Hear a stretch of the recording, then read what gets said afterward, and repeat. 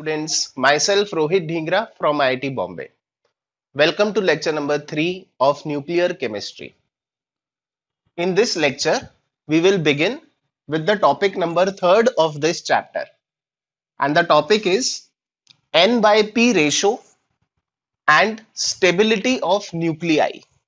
यहाँ पर N by P का मतलब है न्यूट्रॉन अपॉन प्रोटॉन, इसका ratio and stability of nuclei. आइए स्टार्ट करते हैं. When the number of neutrons were plotted against the number of protons, it was found that the stable nuclei lie in a well-defined belt called stability belt.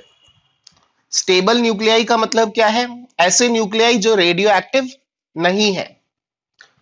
तो when the number of neutrons were plotted against the number of protons, अगर हम एक graph बनाए number of neutrons versus number of protons का, तो ऐसा पाया गया कि जो स्टेबल न्यूक्लियाई है वो एक वेल डिफाइंड बेल्ट के विद इन लाई करते हैं, जिस बेल्ट को हम स्टेबिलिटी बेल्ट कहते हैं. It was found that generally the nuclei of those atoms are stable whose ratio of the neutrons to protons, यानी N by P ratio, lie in the range of 1 to 1.5 atom. 1 to 1.5. इसका मतलब वो nuclei या वो atom stable होंगे जिन atoms के लिए neutrons और प्रोटॉन्स का रेशो 1 से लेकर 1.5 के बीच में लाई करेगा. स्टेबल होंगे इसका मतलब वो रेडियो एक्टिव नहीं होंगे. कुछ स्टेबल एटम्स के N by P रेशो निकाल कर दिखाता हूं. तो ये सारे एटम्स स्टेबल हैं, starting with hydrogen with atomic mass of 2 यानी ड्यूटेरियम. तो ड्यूटेरियम के पास प्रोटॉन कितना होगा? 1, और न्यूट्रॉन भी कितने होंगे? 1, यानी N by P रेशो भी कितना आएगा? 1. नियॉन का एटॉमिक नंबर 10 होता है, तो उसके पास प्रोटॉन कितने हैं? 10, और न्यूट्रॉन भी कितने हैं? 10, यानी N by P ratio, neutron is to proton का रेशो कितना आ रहा है? 1. कैल्शियम का एटॉमिक नंबर 20, यानी प्रोटॉन्स 20, तो न्यूट्रॉन्स भी कितने हो गए? 20, और इधर भी N by P रेशो कितना आया? 1. जिंक का एटॉमिक नंबर 30, तो न्यूट्रॉन्स कितने हो गए? 34, यानी N by P रेशो अब कितना आया? 34 डिवाइडेड बाय 30. तो ये वैल्यू कितनी आएगी? अगर हम कैलकुलेट करें तो ये आ जाएगा 1.13. टिन, इसका एटॉमिक नंबर होता है 50 और एटॉमिक मास है 120, यानी नंबर ऑफ न्यूट्रॉन्स कितने हो गए? 70. तो न्यूट्रॉन इज टू प्रोटॉन का रेशो कितना आया? 70 by 50, यानी 1.4. और मर्क्यूरी, इसका एटॉमिक नंबर होता है 80, तो एटॉमिक मास है 202, यानी नंबर ऑफ प्रोटॉन्स कितने हो गए? 202 माइनस 80, यानी 122. तो इसके लिए N by P रेशो कितना आएगा? 122 divided by 80, and this value will come out to be 1.53. तो हम देख सकते हैं कि जो स्टेबल एटम है उनका रेशो N by P का रेशो 1 से लेकर 1.5 के आसपास लाई करता है. हाँ, जैसे जैसे आप हेवियर एटम्स की तरफ मूव होते जा रहे हो तो ये रेशो 1 से डेविएट होकर 1.5 की तरफ बढ़ता जा रहा है. तो ये जो रेंज है, जो N by P का जो रेंज है 1 से लेकर 1.5 तक, उसको ही हम एक स्टेबल रेंज कहते हैं. यानी उस बेल्ट में जितने एटम्स लाई करेंगे जिनका N by P रेशो 1 से 1.5 होगा, we will say that they lie in the stability belt. देखते हैं. The nuclei with atomic number up to 20, यानी up to 20 कौन सा है? कैल्शियम. तो कैल्शियम के पास 20 प्रोटॉन होते हैं और न्यूट्रॉन भी कितने होते हैं? 20. यानी कैल्शियम का जो n बाय p रेशियो है वो कितना होता है 1। तो अप टू 20 जितने भी एटम है उनके लिए n बाय p रेशियो 1 के आसपास होगा। That is the plot is linear with slope equal to 45 degree. अगर हम न्यूट्रॉन वर्सेस प्रोटॉन का ग्राफ बनाएंगे तो उस ग्राफ की स्लोप क्या होगी 45 degree. With increase in atomic number, अब 20 के आगे अगर आप जा रहे हो यानी नंबर ऑफ प्रोटॉन्स सपोज 20 से ज्यादा है, तो with increase in the atomic number the graph becomes curved whose slope increases gradually। तो जैसे जैसे हम 20 के आगे जाते जाएंगे तो ये जो न्यूट्रॉन बाय प्रोटॉन का रेशियो है वो 1 से ग्रेजुअली बढ़ने लगेगा और किसकी तरफ अप्रोच करेगा 1.5 की तरफ जाएगा, बट ग्रेजुअली धीरे धीरे। देखिए कि ये जो ग्राफ की स्लोप इंक्रीज हो रही है उसका मतलब क्या है, the increase in slope corresponds to the more increase in the number of neutrons as compared to that of the protons। यानी 20 के बाद अगर आप आगे बढ़ेंगे तो जितना प्रोटॉन इंक्रीज होंगे उससे ज्यादा न्यूट्रॉन्स इंक्रीज होंगे। तो न्यूट्रॉन बाय प्रोटॉन का जो रेशियो है अब वो 1 से क्या हो जाएगा इंक्रीज होने लग जाएगा। देखिए मैंने आपको ये कहा कि 20 के ऊपर अगर आप जाते हो तो प्रोटॉन्स और न्यूट्रॉन्स की जो संख्या है वो फिर इक्वली नहीं बढ़ती है। जो न्यूट्रॉन्स होते हैं वो प्रोटॉन से थोड़ा ज्यादा बढ़ते हैं, तभी तो n बाय p रेशियो 1 से बड़ा आता है। तो ये जो एक्स्ट्रा न्यूट्रॉन्स हैं न्यूक्लियस के अंदर of atoms having atomic number greater than 20, तो these additional neutrons in the nucleus they serve two purposes। पहला पर्पस क्या है, they increase the attractive forces between the nucleons because there are more nucleons। Nucleons यानी जो nucleus के अंदर रहते हैं, तो अगर न्यूक्लियॉन ज्यादा होंगे तो न्यूक्लियॉन्स के बीच में अट्रैक्टिव फोर्सेस भी ज्यादा ही होंगी। And they reduce the repulsive forces between the protons। Nucleus के अंदर प्रोटॉन है और प्रोटॉन पे कैसा चार्ज है पॉजिटिव चार्ज है, तो ये प्रोटॉन एक दूसरे को रिपेल करते हैं। पर अगर ज्यादा न्यूट्रॉन्स आ गए न्यूक्लियस के अंदर तो क्या होगा, जो न्यूक्लियस की वॉल्यूम है वो बढ़ जाएगी, क्योंकि हम जानते हैं कि साइज ऑफ द न्यूक्लियस यानी न्यूक्लियस का जो रेडियस है वो हम इस फॉर्मूला से देते हैं, radius in angstrom is equal to 1.3 into 10 की पावर -13 इंटू ए की power 1/3 where A is the mass number. तो अगर न्यूट्रॉन ज्यादा आएंगे तो मास नंबर भी ज्यादा ही होगा, यानी वॉल्यूम ऑफ द न्यूक्लियस क्या होगी बढ़ जाएगी। तो जो बड़े एटम होते हैं जिनका एटॉमिक नंबर 20 से ज्यादा है उनके पास बहुत सारे प्रोटॉन हो गए ना, न्यूक्लियस के अंदर 20 से ज्यादा प्रोटॉन हो गए, तो प्रोटॉन्स के बीच में रिपल्शन काफी होगा। तो अब वो रिपल्शन को घटाने का तरीका क्या है, अगर हम उसमें न्यूट्रॉन्स भी ज्यादा हो तो क्या होगा वॉल्यूम ज्यादा हो जाएगी, और ज्यादा वॉल्यूम हो जाएगी तो इनके बीच में जो रिपल्शन है वो कम हो जाएगा। तो ये एडिशनल न्यूट्रॉन्स का दो पर्पस है। पहला purpose they increase the attractive forces between the nucleons, and दूसरा पर्पस कि they decrease the repulsive forces between the protons by increasing the volume of the nucleus. जितने भी एलिमेंट्स हैं अगर हम उनके लिए एक number of neutrons versus number of protons का ग्राफ बनाएं तो कुछ इस तरह का ग्राफ हम प्लॉट करेंगे। यहां पर ये जो लाइन है 45 डिग्री की जो लाइन है ये लाइन रिप्रेजेंट कर रही है वहां जहां पर नंबर ऑफ न्यूट्रॉन्स और प्रोटॉन्स इक्वल होंगे, यानी n by p is equal to 1। और ये जो ब्लू लाइन है ये ब्लू लाइन रिप्रेजेंट करती है बेल्ट ऑफ स्टेबिलिटी। तो आप देख सकते हैं कि जब एटॉमिक नंबर 20 तक पहुंचा है तब तक ये बेल्ट ऑफ स्टेबिलिटी इस 45 डिग्री की लाइन के पैरेलल चलती है, क्योंकि जब प्रोटॉन्स 20 तक हैं, तब स्टेबल न्यूक्लियाइड्स के लिए n/p का रेशो 1 ही होता है। पर जैसे हम 20 के आगे बढ़ते हैं, एटॉमिक नंबर ग्रेटर देन 20 के लिए ये जो कर्व है ये थोड़ा ऊपर की तरफ शिफ्ट होने लगता है ग्रेजुअली। तो n/p रेशो अप टू 20 ये 1 ही होना चाहिए, और जैसे आप 20 के आगे बढ़े तो ये n/p रेशो बढ़ता जाएगा। और ये जो ब्लू बेल्ट है, इसी बेल्ट को हम कहते हैं बेल्ट ऑफ स्टेबिलिटी।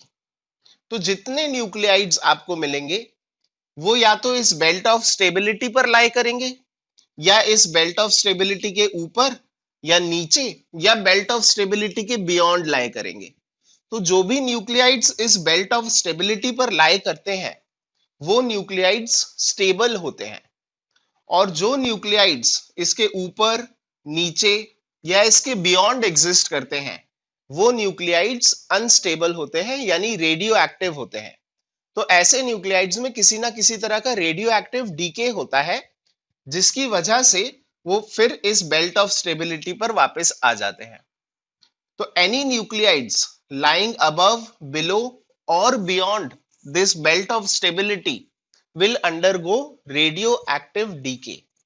और ऐसे न्यूक्लियाइड्स जो बेल्ट ऑफ स्टेबिलिटी पर लाई करते हैं वो स्टेबल होंगे और उनमें कोई रेडियो एक्टिव डीके नहीं होगा।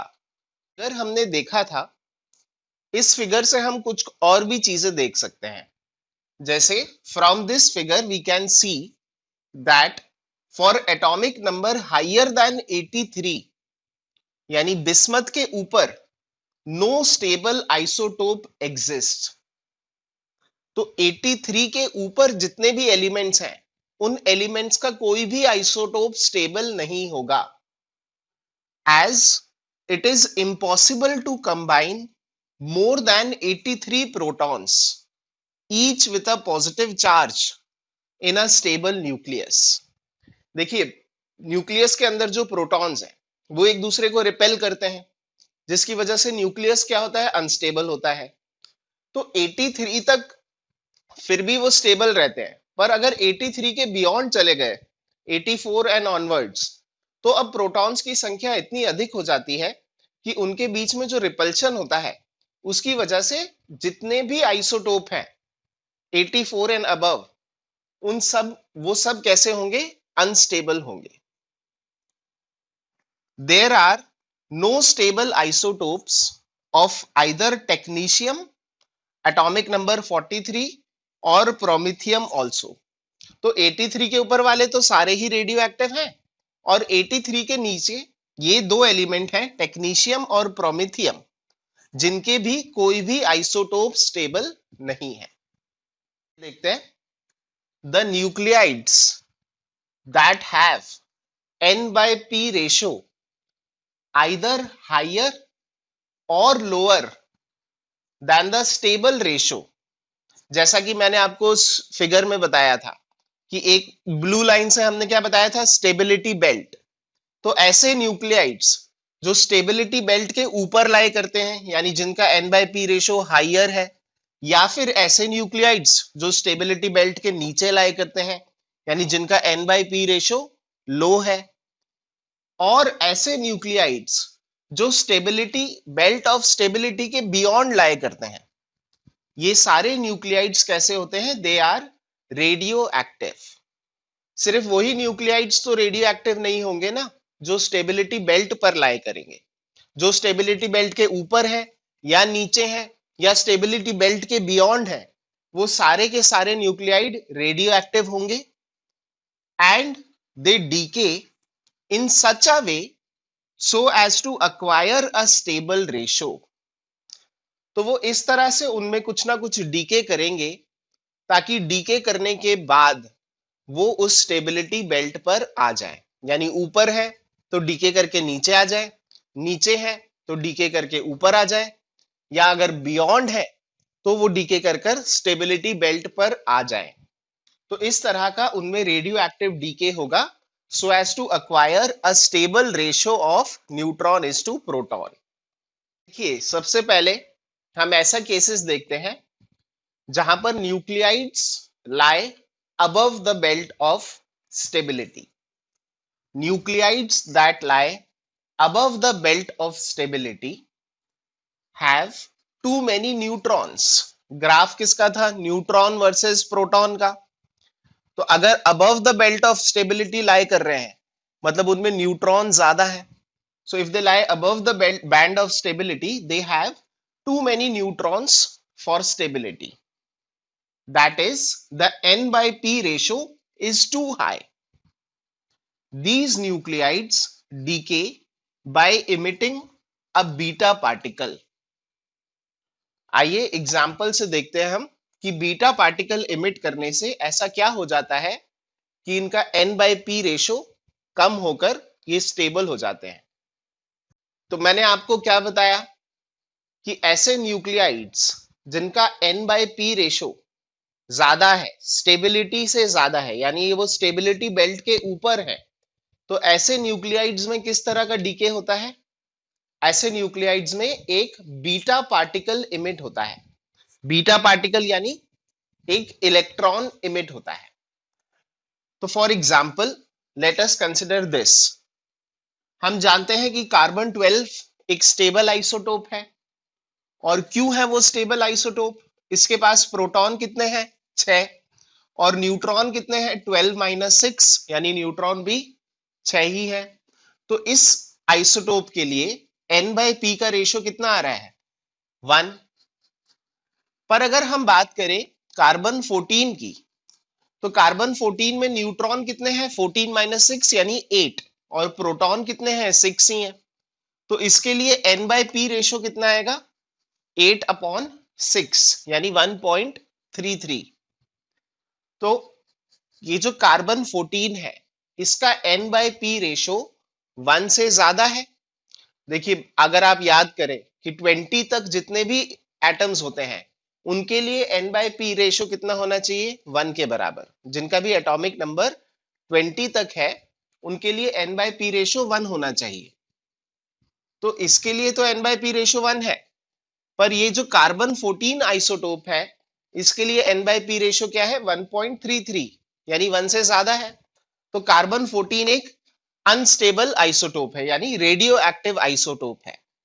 अब रेडियो एक्टिव है तो इसमें डीके तो होगा, पर किस प्रकार का डीके होगा? क्या इसमें बीटा डीके होगा? क्या इसमें अल्फा डीके होगा? क्या इसमें पोजिट्रॉन इमिशन होगा? क्या इसमें के इलेक्ट्रॉन कैप्चर होगा? तो देखिए अब उसको हम कैसे आंसर करते हैं। हमने बोल दिया कि यहां पर एक बीटा पार्टिकल इमिट होगा। क्यों होगा बीटा पार्टिकल इमिट? अगर अगर आप इस रिएक्शन को देखो तो यहाँ 6 है, यहाँ -1 है, तो इसका एटॉमिक नंबर कितना होगा? 7। एटॉमिक नंबर 7 है मतलब वो क्या हो गया? अब नाइट्रोजन।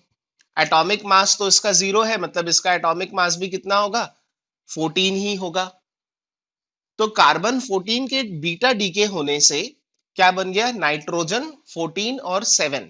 अब इस एलिमेंट में N by P रेशो कितना है? न्यूट्रॉन कितने हैं? 7। और प्रोटॉन भी कितने हैं? 7। यानी इसमें N by P रेशो 1 के बराबर ही है। तो ये एक ऐसा एटम था जिसका N by P रेशो 1 से ज्यादा था और उसने एक बीटा पार्टिकल को इमिट करके एक ऐसा एटम बना लिया जिसका N by P रेशो 1 है। यानी ये एक अनस्टेबल न्यूक्लियाइड बीटा डीके करके एक स्टेबल न्यूक्लियाइड में कन्वर्ट हो गया। अब ये क्वेश्चन का आंसर मैं पहले भी दे चुका हूं कि बीटा पार्टिकल आता कहां से है। ये सारे रेडियो एक्टिव डीके तो न्यूक्लियस के अंदर से होते हैं, पर न्यूक्लियस के अंदर तो सिर्फ प्रोटॉन और न्यूट्रॉन ही होते हैं। तो न्यूक्लियस के अंदर से इलेक्ट्रॉन कैसे इमिट हो रहा है? This is how. ये मैंने पहले भी आपको बताया है, बट एक बार फिर हम देखते हैं क्योंकि भूल जाते हैं। तो when a beta particle is emitted, a neutron in the nucleus is converted into a proton. अगर एक न्यूट्रॉन प्रोटॉन में कन्वर्ट होगा, प्रोटॉन जिसका मास भी 1 है, एटॉमिक नंबर भी 1 है, तो उसको साथ में क्या इमिट करना पड़ेगा? एक इलेक्ट्रॉन जिसका मास तो 0 है पर एटॉमिक नंबर कितना है? -1। तो a neutron in the nucleus is converted into a proton. साथ में एक इलेक्ट्रॉन भी निकलेगा जो कि इमिट हो जाएगा। तो अगर न्यूट्रॉन प्रोटॉन में कन्वर्ट हो गया तो number of neutrons decreases by 1 and number of protons increases by 1। तो न्यूट्रॉन्स का नंबर कम होगा और प्रोटॉन्स का नंबर बढ़ेगा, यानी n बाय पी रेशो घट जाएगा। तो पहले n बाय पी रेशो ज्यादा था, बीटा पार्टिकल इमिट करने से क्या होगा, n बाय पी रेशो कम हो जाएगा और वो अनस्टेबल एटम या अनस्टेबल न्यूक्लियाइड अब एक स्टेबल न्यूक्लियाइड में कन्वर्ट हो जाएगा। अब हम बात करते हैं ऐसे न्यूक्लियाइड्स की which lie below the belt of stability. So nucleides that lie below the belt of stability have too few neutrons for stability. इनमें न्यूट्रॉन्स की संख्या कम है and they decay by positron emission और इलेक्ट्रॉन कैप्चर। जिनमें neutron ज्यादा थे वो कैसे डीके हो रहे थे, बाय इलेक्ट्रॉन इमिशन यानी बीटा इमिशन। जिनमें न्यूट्रॉन्स की संख्या कम है वो कैसे डीके होंगे, बाय पोजिट्रॉन इमिशन और electron capture. In either case the number of neutrons increases and decreases the number of protons. यानी चाहे पोजिट्रॉन इमिशन हो या इलेक्ट्रॉन कैप्चर हो, in either of these cases the number of neutrons will decrease and the number of protons will increase. The nucleides with low atomic numbers generally increase their n by p ratio by positron emission. ऐसे nuclides जिनके atomic number लो है, जैसे neon, with low atomic number, ऐसे nuclide they generally increase their n by p ratio by positron emission। जबकि ऐसे nuclides जिनका atomic number high होते हैं वो अपना n by p रेशो कैसे इंक्रीज करते हैं, बाय इलेक्ट्रॉन कैप्चर। आइए अब एग्जाम्पल के थ्रू इसको हम समझते हैं। ये अब हम एक एग्जाम्पल से समझते हैं। तो फॉर स्टेबल आयोडीन, आयोडीन का ये स्टेबल आइसोटोप होता है जिसका एटॉमिक नंबर है 53 और एटॉमिक मास है 127। तो इस स्टेबल आइसोटोप के लिए n बाय p रेशो है 1.4। बट अगर हम इसका एक दूसरा आइसोटोप ले लें जहां पर एटॉमिक मास 121 है, इस आइसोटोप के लिए n बाय p की वैल्यू होगी 1.3। तो ये आइसोटोप जो है ये एक अनस्टेबल आइसोटोप हो गया, क्योंकि इसका जो n बाय p वैल्यू है वो 1.4 तो नहीं है। पर ये अनस्टेबल क्यों है, क्योंकि इसका n बाय p रेशो कम है स्टेबल रेशो से, यानी it lies below the belt of stability. तो ऐसे न्यूक्लियाइड में किस तरह का डीके होगा, या तो पोजिट्रॉन इमिशन हो सकता है या फिर इलेक्ट्रॉन कैप्चर हो सकता है। तो इस केस में पोजिट्रॉन इमिशन टेक्स प्लेस। अगर पोजिट्रॉन की बात करें तो पोजिट्रॉन को हम ऐसे रिप्रेजेंट करते हैं, mass number 0 and atomic number of +1। तो अगर आयोडीन 121 ने एक पोजिट्रॉन इमिट कर दिया तो क्या बनेगा, देखो ये +1 है, ये 53 है, तो इसका एटॉमिक नंबर कम होकर अब कितना हो जाएगा, 52। पर एटॉमिक मास पर कोई फर्क नहीं पड़ेगा। एटॉमिक नंबर बदल गया यानी एलिमेंट बदलकर अब क्या बन जाएगा, टेलेरियम बन जाएगा। तो क्या पोजिट्रॉन इमिट करने से n by p ratio change हुआ? पहले इसके पास कितने न्यूट्रॉन थे, 121 माइनस 53 यानी 68 न्यूट्रॉन थे और प्रोटॉन कितने थे, 53। एक बार इसने पोजिट्रॉन इमिट कर दिया तो न्यूट्रॉन्स की संख्या कितनी हो गई, 121 माइनस 52 यानी ये हो गया 69, और प्रोटॉन की संख्या कितनी हो गई, 52। तो आप देख सकते हैं कि न्यूट्रॉन्स का नंबर बढ़ रहा है और प्रोटॉन्स का नंबर कम हो रहा है पोजिट्रॉन इमिट करने पर। और न्यूट्रॉन बाय प्रोटॉन का रेशो अगर हम बोले तो as compare to this neutron by proton का रेशो बढ़ गया। तो ऐसे न्यूक्लियाइड्स जो बैंड ऑफ स्टेबिलिटी के बिलो लाई करते हैं, यानी जिनका N by P रेशो कम होता है, they can decay by emitting a positron. Nuclides with high atomic numbers such as tungsten, जिसका एटॉमिक नंबर कितना होता है 74, यूजुअली अंडरगो इलेक्ट्रॉन कैप्चर। यदि इनका N by P ratio stability से कम है तो दे अंडरगो इलेक्ट्रॉन कैप्चर।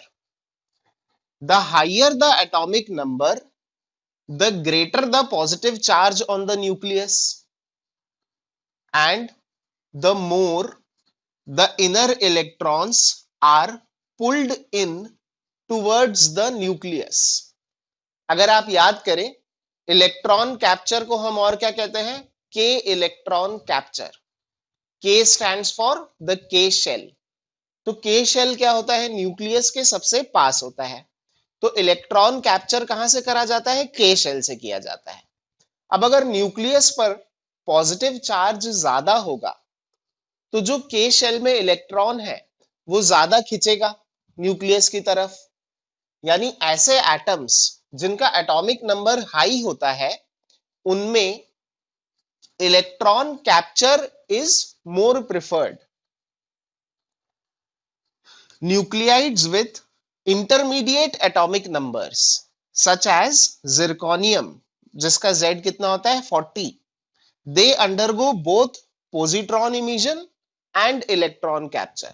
तो अगर ऐसे न्यूक्लियाइड्स हैं जो इंटरमीडिएट एटॉमिक नंबर वाले हैं और अगर उनके किसी आइसोटोप का N by P ratio required ratio से कम है तो वो इनमें से दोनों में से किसी भी मेथड से अपना N by P रेशो बढ़ा सकते हैं, आइदर बाय पोजिट्रॉन इमिशन और बाय इलेक्ट्रॉन कैप्चर।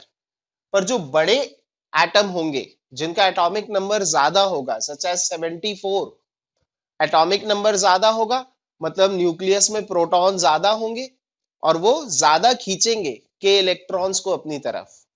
तो ऐसे एटम्स में कौन सा प्रेफर्ड होगा, electron capture will be more preferred. हम थर्ड केस की बात करते हैं। यहां पर हम बात करेंगे ऐसे न्यूक्लियाइड्स की which lie beyond the band of stability. यानी बैंड ऑफ स्टेबिलिटी कहां तक था, एटॉमिक नंबर 83 तक। तो जो 83 के भी आगे लाए करते हैं ऐसे nuclides such as astatine 213। Astatine कहां होता है पीरियोडिक टेबल में, आयोडीन के नीचे। तो such as astatine 213 commonly undergo alpha emission which decreases both the number of protons and the number of neutrons by 2। एक एग्जाम्पल अच्छा सा हम इसका लेते हैं, यूरेनियम 23892। ये एक अल्फा पार्टिकल को इमिट करके थोरियम 23490 फॉर्म कर लेता है। अल्फा पार्टिकल इमिट होने से क्या हुआ, देखो अल्फा पार्टिकल के पास प्रोटॉन कितने हैं 2 और न्यूट्रॉन भी कितने हैं 4 माइनस 2 यानी 2। तो न्यूट्रॉन भी 2 से कम हो जाएंगे और प्रोटॉन भी 2 से कम हो जाएंगे। अगर आप अपना ग्राफ याद करो, जो N by P का हमने ग्राफ बनाया था, ऐसा हमने एक बेल्ट ऑफ स्टेबिलिटी बताया था। यदि कोई इसके भी बियॉन्ड लाई कर रहा है, सपोज यहां लाई कर रहा है, और अगर आपने इसके न्यूट्रॉन 2 से कम कर दिए तो ये नीचे खिसक जाएगा, और प्रोटॉन भी 2 से कम कर दिए तो ये लेफ्ट में सरक जाएगा। यानी अल्फा पार्टिकल के रिमूव होने से न्यूट्रॉन की संख्या भी कम होती है और प्रोटॉन की संख्या भी कम होती है। तो ऐसे एलिमेंट्स जो बैंड ऑफ स्टेबिलिटी के भी बियॉन्ड लाई करते हैं वो अल्फा पार्टिकल इमिट करके कहां मूव करते हैं, towards the band of stability. In short इतना याद रखना है कि ऐसे एलिमेंट्स जिनका एटॉमिक नंबर 83 से ज्यादा होता है और वो रेडियो एक्टिव होते हैं अगर, तो वो कैसे डीके करते हैं, बाय अल्फा इमिशन। अगर हम N by P रेशो की बात करें तो यूरेनियम के पास न्यूट्रॉन कितने थे? 238 माइनस 92 यानी 146, और प्रोटॉन कितने थे? 92। तो पहले इसका n बाय पी रेशो था 146 बाय 92, और बाद में n बाय पी रेशो कितना हो जाएगा? 144 अपॉन 90। तो इसका n by p ratio, numerator भी कम हो रहा है, डिनोमिनेटर भी कम हो रहा है, पर ये जो वैल्यू है आप देखेंगे कि n by p ratio alpha particle के इमिट होने से बढ़ जाएगा। फोर्थ केस देखते हैं। In this case we will be talking about nuclides which have atomic number greater than 92. तो nuclides with atomic numbers greater than 92 may undergo spontaneous fission. Fission मतलब एक बड़े न्यूक्लियाइड का छोटे छोटे न्यूक्लियाइड्स में टूट जाना, उसको हम फिजन कहते हैं। तो ऐसे न्यूक्लियाइड जिनका एटॉमिक नंबर 92 से बड़ा है, वो स्पॉन्टेनियसली छोटे छोटे न्यूक्लियाइड्स में ब्रेक हो जाएगा। जैसे यहां पर कैलिफोर्नियम 25298 लिया है, ये स्पॉन्टेनियसली कन्वर्ट हो रहा है जिनॉन और रुथेनियम में, और इसके साथ साथ 4 न्यूट्रॉन भी रिलीज कर रहा है। आइए देखें ऐसा क्यों। Neutrons are almost always released when fission takes place, because elements with lower atomic numbers have lower stable n by p ratios than elements with higher atomic numbers. तो ये इसका एटॉमिक नंबर हाई है, यानी इसकी stability के लिए जो n by p ratio होगा वो ज्यादा होगा as compare to the stable n by p ratio for these elements. तो अगर इनका n बाय पी रेशो कम है एज कंपेयर टू दिस, यानी इनको न्यूट्रॉन्स की कम जरूरत है एज कंपेयर टू दिस, इसको न्यूट्रॉन की ज्यादा जरूरत है स्टेबल होने के लिए।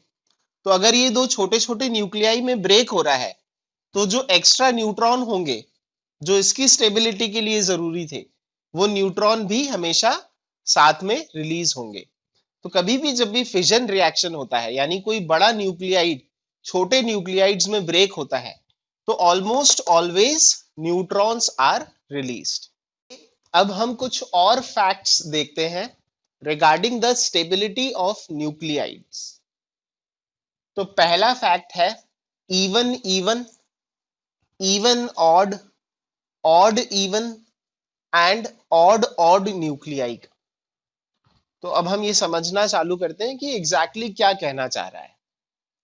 Elements with even atomic numbers usually have a greater number of stable isotopes than elements with odd atomic numbers. तो जिनके एटॉमिक नंबर इवन होते हैं, जनरली ऐसा पाया गया कि उनके स्टेबल आइसोटोप्स की संख्या ज्यादा होती है।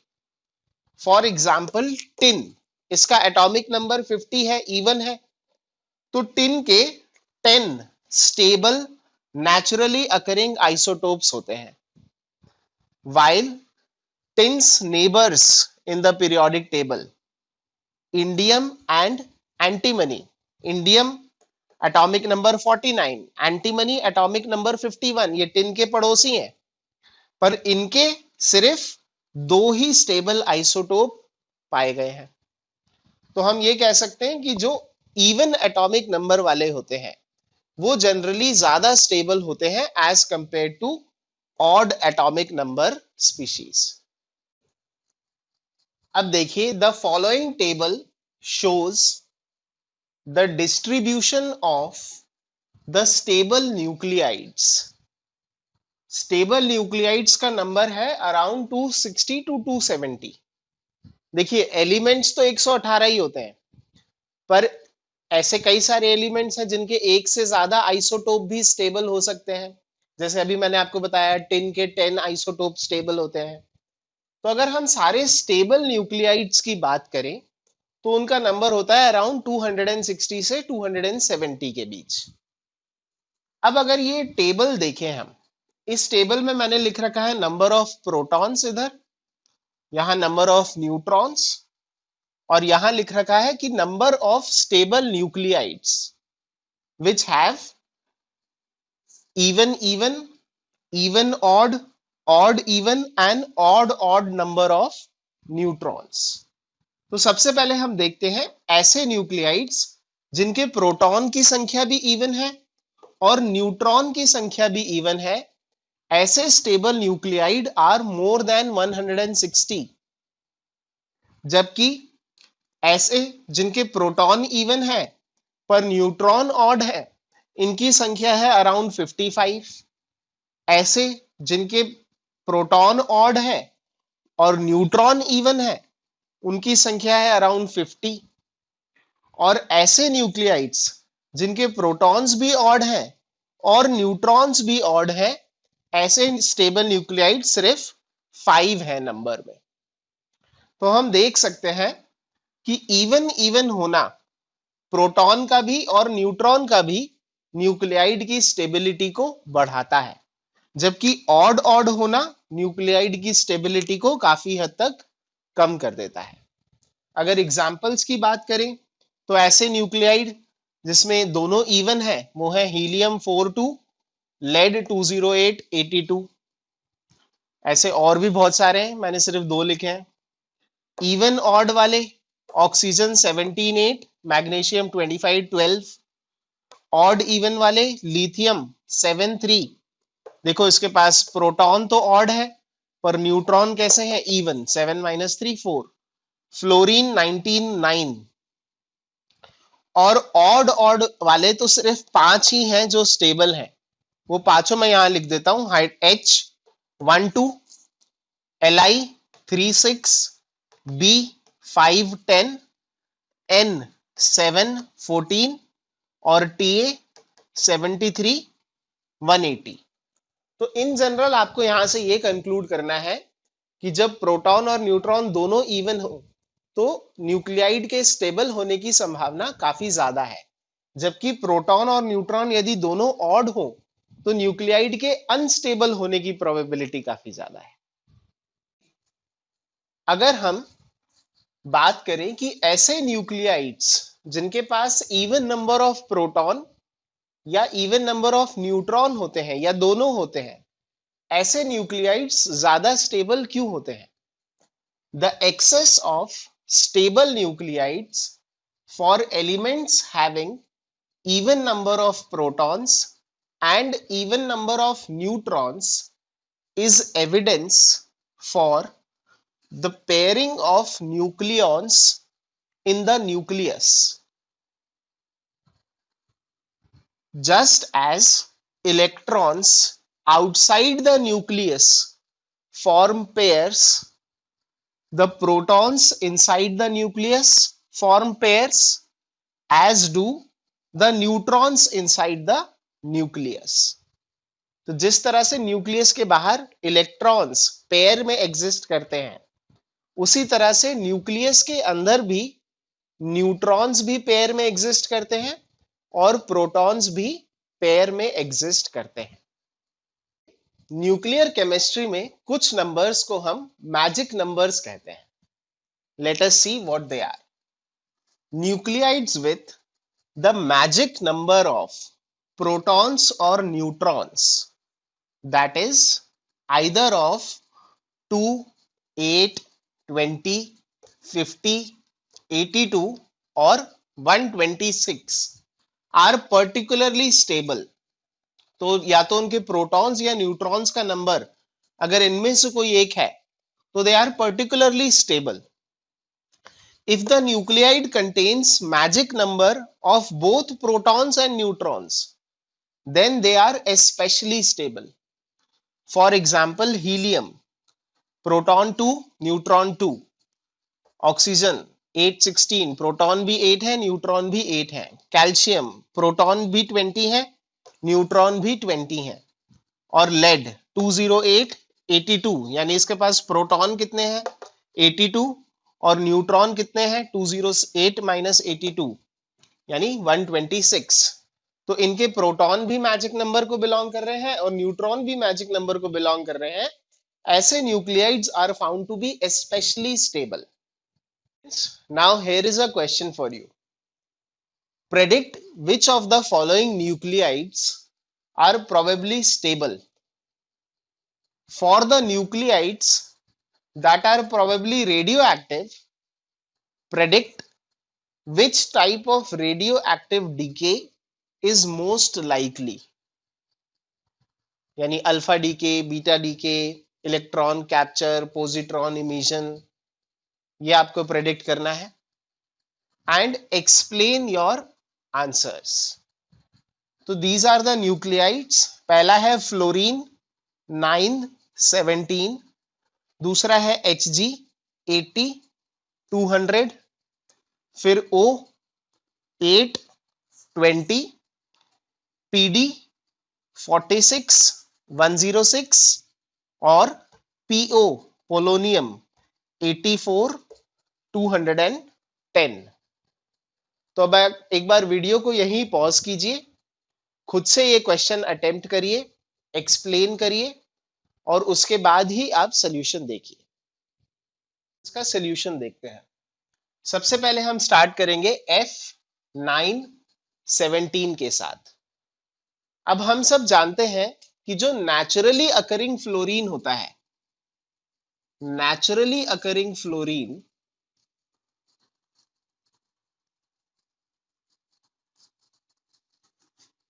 इज F9 और उसका एटॉमिक मास कितना होता है 19। तो यहां जो फ्लोरीन दिया है फ्लोरीन 17, उसका मास फ्लोरीन 19 से कम है। तो fluorine 17 has lower mass than the natural mass, lower mass than 19। इसका मतलब ये है कि ये जो फ्लोरीन है, ये जो आइसोटोप है फ्लोरीन का, फ्लोरीन 17, इसके पास जो नंबर ऑफ न्यूट्रॉन्स की संख्या है वो नेचुरली अकरिंग फ्लोरीन से कम है। So the number of neutrons is less than the stable form या less than the stable isotope। तो जब न्यूट्रॉन बाय प्रोटॉन का रेशो स्टेबल आइसोटोप से कम होता है तो कैसे डीके पॉसिबल है? दो तरह के डीके पॉसिबल है, पोजिट्रॉन इमिशन या फिर इलेक्ट्रॉन कैप्चर, के इलेक्ट्रॉन कैप्चर। पर इलेक्ट्रॉन कैप्चर ऐसे न्यूक्लियाइड्स में होता है जिनका एटॉमिक नंबर बड़ा होता है, जैसे टंगस्टन। तो इधर since fluorine has low atomic number, since fluorine has low atomic number, it will decay by, it will decay by positron emission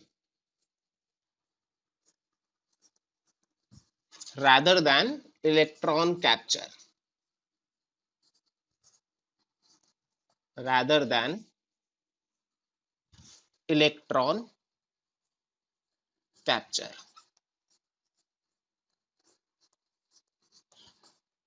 तो पहले क्वेश्चन का आंसर क्या हो गया कि हाँ ये रेडियो एक्टिव है और इसमें किस प्रकार का रेडियो एक्टिव डीके होगा, इसमें positron emission will take place. हम देखते हैं Hg 280। तो देखिए इसका जो एटॉमिक मास है ये नेचुरली अकरिंग मर्क्यूरी के नियर अबाउट ही है। नेचुरली अकरिंग मर्क्यूरी का मास 200.5 के आसपास होता है and this is almost equal to the naturally occurring mercury. Also यहां पर हम ये भी देख सकते हैं कि जो number of protons and number of neutrons are both even, are both even. So mercury 80, 200 is probably stable.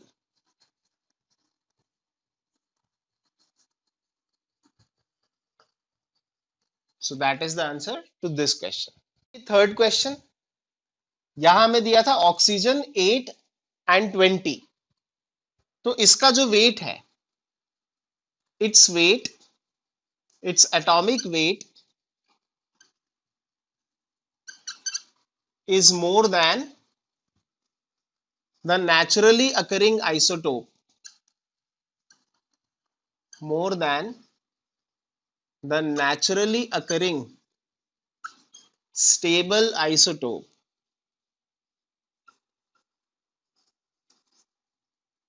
जिसका एटॉमिक वेट कितना होता है, 16 AMU होता है जिसका. तो इसका एटॉमिक वेट 16 से ज्यादा है, 20 है. इसका एटॉमिक नंबर तो सेम ही होगा, आइसोटोप है. इसका मतलब क्या है, एटॉमिक वेट ज्यादा है, it means it has more number of neutrons. जो स्टेबल होने के लिए जितने न्यूट्रॉन्स चाहिए थे, उससे ज्यादा न्यूट्रॉन्स हैं इसके पास. और जब न्यूट्रॉन्स ज्यादा होते हैं, यानी जब N/P रेशियो ज्यादा होता है, तो ये ऐसा न्यूक्लियाइड्स कैसे होते हैं, they are radio active.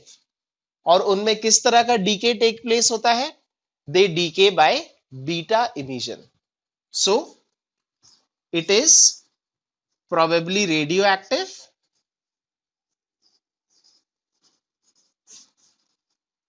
and will decay by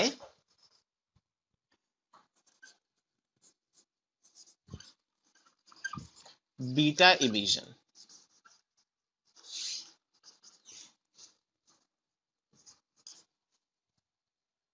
D part देखते हैं. यहां पे हमें पूछा गया था पैलेडियम 46106. तो जो नेचुरली अकरिंग पैलेडियम होता है, उसका एटॉमिक मास भी लगभग 106 ही होता है. तो उसका atomic mass naturally occurring palladium के बराबर ही है. और हम यहां पर ये दे सकते हैं कि number of neutrons and protons, protons कितने हैं 46 एंड न्यूट्रॉन्स कितने हैं 106 माइनस 46 यानी 60. तो number of protons and neutrons both are even. जब दोनों इवन होते हैं तो ऐसे elements are mostly they are stable. So it is probably stable. हाँ, अगर इसका एटॉमिक नंबर 83 से ज्यादा होता तो इवन होने के बावजूद भी वो स्टेबल नहीं होता. फर्स्ट एग्जांपल हमारा था पोलोनियम 84 210. तो देखिए जितने भी न्यूक्लियाइड्स हैं जिनका एटॉमिक नंबर 83 से ज्यादा होता है, वो सारे न्यूक्लियाइड्स कैसे होते हैं, अनस्टेबल. यानी वो सारे कैसे होते हैं, radio active. So all nuclides with atomic number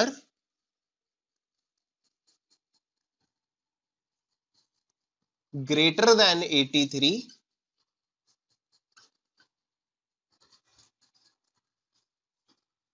are radioactive, are radioactive. तो 83 के बियॉन्ड जो भी होते हैं, they lie beyond the belt of stability. तो हम कह सकते हैं कि polonium 84 210 lies beyond the belt of stability. Belt कह लो या बैंड कह लो, beyond the band of stability. और ऐसे न्यूक्लियाई किस तरह से डीके होते हैं? And will decay by alpha emission. तो ऐसे जितने न्यूक्लियाइड्स जो बैंड ऑफ स्टेबिलिटी के बियॉन्ड लाई करते हैं, यानी जिनका एटॉमिक नंबर 83 से ज्यादा होता है, they decay by alpha emission. So that's it for this lecture. Thank you. Please stay tuned for the next lecture.